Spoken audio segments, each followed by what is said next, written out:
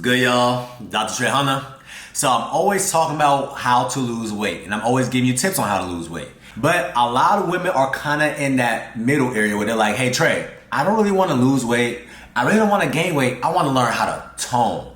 I want that ass to be sitting. So today, what we're going to talk about is how to properly grow your body in the least amount of time possible so you can have that slim, thick look, that BBL look, free. Hey guys, My name is Michelle. Anita, Sarah, Julia, Peyton, Talia, Jazz. Marquita. I'm a physique.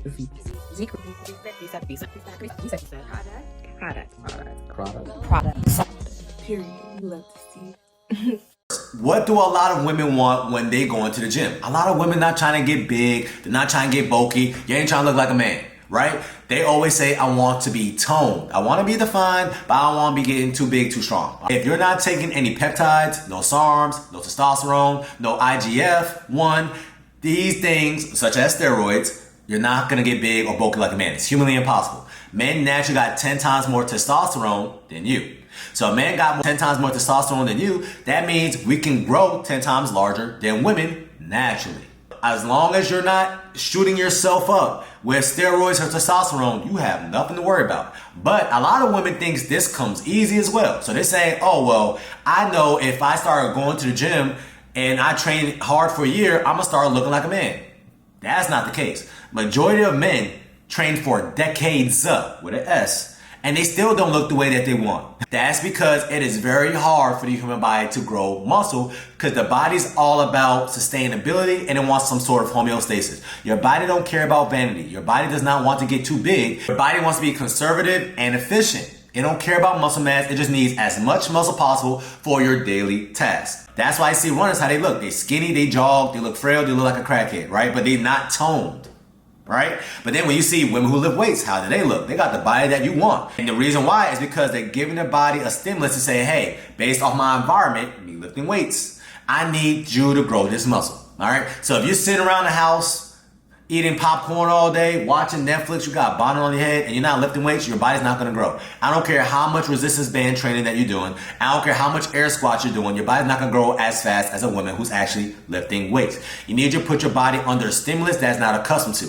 Your body's accustomed to your 150 pounds walking around. Your body's not accustomed to that 20-pound dumbbell that you're curling though. Your body only grows when it's in some sort of stress. Okay, just like you only get smarter when you under some sort of stress. The name of the game to grow your body, the more frequent you hit your muscle, the faster the growth. But here's a caveat. It gotta be a stimulus where your body's not accustomed to. So what does that mean? Let's say you're trying to grow your legs, ladies, and you put 25 pounds on each side on that Smith machine, and you know in the back of your head you're able to do 30 squats, but today you just choose to do 10, your body's not gonna grow. Or it's not gonna grow as fast as you want it to. Why? Because you're doing a weight that your body's already accustomed to. That's why you probably heard women talk about progressive overloads if you're doing the research on YouTube. Why? Because your body got accustomed to it, is adapted to it. So now it can do this in its sleep. But when you start slapping some 45s on each side and your body's not accustomed to that, you know what? Now your body's like, oh man, we have to go ahead and grow. Now you're giving your body and your central nervous system a stimulus that it's not accustomed to. And now your body has to adapt to its new environment. Just like you had to adapt to learn your multiplication tables to get an A. So the name of the game is hit your muscles as hard as possible, but it has to be frequent. All because you see that woman put 3 plates on each side for the hip thrust does not mean she's gonna grow her ass fatter. Why? Because it's about the frequency. Here's one analogy I want you to remember for the rest of your life. You can get stronger just by training to get bigger, frequency, or you can get stronger but not get bigger. There's a woman that I'm about to go ahead and post right now. Her name is Cranon, and she looks amazing. And she is strong as hell. But as you can see, she's still chiseled, she's still toned, she's still defined. But she's not big, strong, she's not diesel. And the main reason why is because she knows how to properly train. And I'm pretty sure that's the physique and the aesthetic that you're going for. So if you picking a weight, I want you to do 12 reps. If I put a gun to your head and I say do 1 more rep and you're still able to do it easily, it's too light. You need to go up in the weight. That's called progressive overload, and that's what you need to focus on if you want to grow your ass bigger, faster. If you're not feeling the burn after your sets, that means you're not doing something right. Or you need to go heavy on the weight. But you also want to do about 3 to 4 sets. Okay? So that's why I don't like to be in the gym longer than an hour. So you know what I do? I do 3 sets of 12 for every little thing. I just go to the gym 4 to 5 times a week. Versus you seeing a woman, she's going hard in the gym. She's doing 6 sets of squats in one day. And because her legs are so gassed and tired, she doesn't do another set for the rest of the week.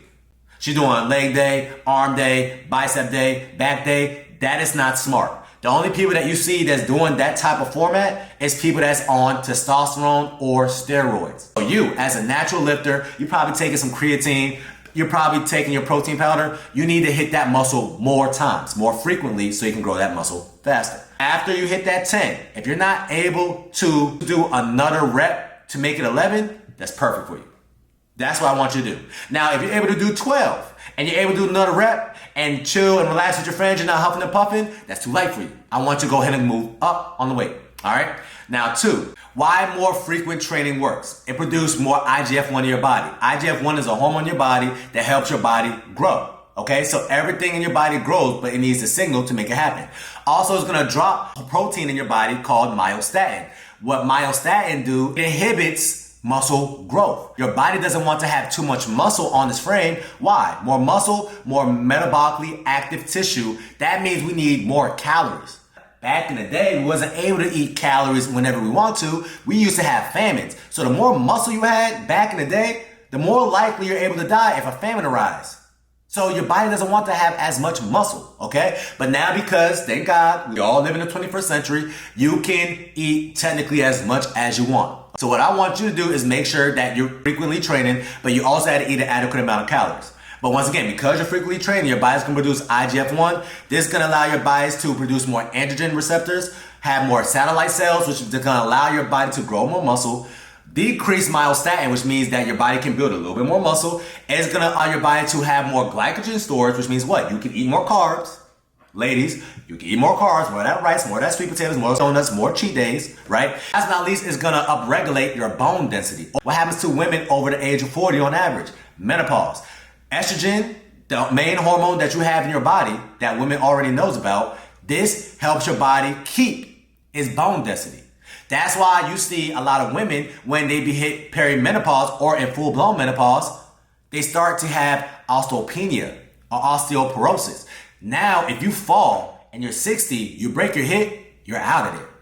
That's not what you want to happen. That's why it's imperative for women to lift weights. After you do this hard, crazy workout, your body's gonna start producing something called HGH, which stands for human growth hormone. And guess what that does? That helps your body recover from the damage that you just did to it earlier. It's gonna also help your body produce more testosterone. It's gonna actually help your body recover its joints. It's gonna also help your body lose a little bit more fat, more of that visceral fat that you're trying to get off, that fupa, right? All is that because your body's producing a little bit more HGH after your workout. This is what you want if you wanna grow. But this only happens in 24-hour intervals, which means what? After 24 hours, your body's gonna decrease HGH. So if it's decreasing its HGH, what does that mean for you? That means that, oh, well, your body's gonna be in a state where it's not growing anymore. So it'll be in your best interest to do another workout. That's why you see the women that looks amazing all year round, they're in the gym 5 days out the week. It's really that simple, okay? They know the science behind that and you don't, but that's what I'm here for. You don't have to lift till failure,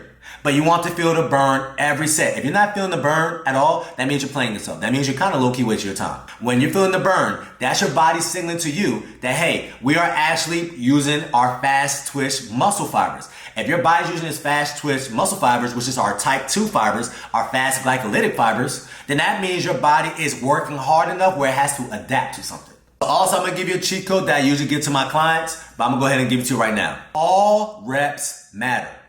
What do I mean? Of course, I want you to go full range of motion as much as possible, right? But let's say you get to 8 and you notice that, you can't get it anymore. Do I want you to stop? No. I want you to start doing partial reps. Go as much as possible and bring it back. Try to get it to 12, right? Now, let's say you can only get 2 more reps because you're only doing partial reps, which means you're only going about halfway, 75% of the way. Then what I want you to do is something called a drop set, which means what? You're still at the same machine. Whatever weight that you was at, drop it about 30 pounds less. Okay? So if you was at 60, drop it to 30. If you was at 100, drop it to 70. And I want you to go back to full range and go as much as possible until failure. Frequently doing this, you're getting more reps in. If you're getting more reps in, that means you're getting more burn. If you're getting more burn, that means your body has to grow a little bit more. So because you're not leaving any reps in the tank and you're really exhausting the muscle all the way through, that means your body's going to grow that muscle a little bit more because it's going to circulate more of the things, that IGF-1, the human growth hormone, that mTOR, into the muscles that's getting damaged. Last but not least, the best tip I can do for you if you're trying to grow that ass or grow that muscle as fast as possible, I advise doing full body workouts. The main reason why is because I'm a natural lifter, and that means I'm hitting every single muscle about 4 to 5 times a week. In the gym, no longer than an hour and 10 minutes. And that's including cardio, if I actually do cardio that day.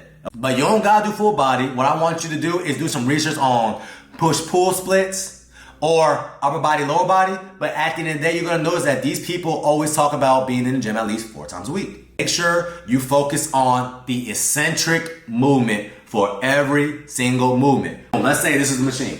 So when you push up, this is gonna get you stronger. This movement right here. When it comes down, this movement is called the eccentric movement. This is what's gonna actually make your body grow. You focus on controlling the weight. You seen people in the gym all the time that they're just throwing the weight around and they just, 1, 2, they grunting, they're making all them noises, and you're like, bro, what the hell is this man doing, right?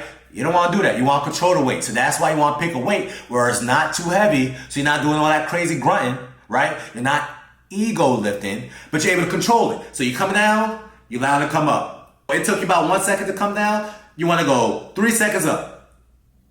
If you do that 3 times for your back, you're going to feel it. You're not going to even want to do back anymore. But because you've seen people, oh, well, I'm going to do 5 different machines or 5 different exercises for my back, but they just throwing it up, of course they're not feeling it, right? So you want to focus on actually stimulating the muscle, not annihilating the muscle. That's how you grow faster. Because if you annihilate the muscle and you are sore the very next day, do anybody want to work out when they're sore? No. But you was taught that when you're sore, that was a good workout. That's dumb. What you want to do is be able to do a good workout, but still be able to do some movement the very next day because you're going to be motivated to work out again. So I can hit that muscle again versus you being sore and you taking a day off. So now I'm going to grow a little bit faster than you. So if you work out 2 times a week, and I'm doing the exact same routine as you, I got the exact same genetics as you, and I'm doing 4 times a week, in theory, I should be 100% better than you. I'm doing more work than you. All right? The biggest caveat that I can tell you, I'm going to go ahead and end this video because I feel like I'm rapping. Sleep. If you're only getting 5 hours of sleep, 4 hours of sleep, 6 hours of sleep, don't expect your body to grow. Your body grows the most amount. Your body actually produces the most HGH. And once again, this is the recovery, which means what? If your body's recovering, that means your body's actually recovering from the damage that you're doing to it in your sleep. Prioritize your sleep. You want to get at least 7 to 8 hours of sleep. I want you to put that bonnet on your head as fast as possible.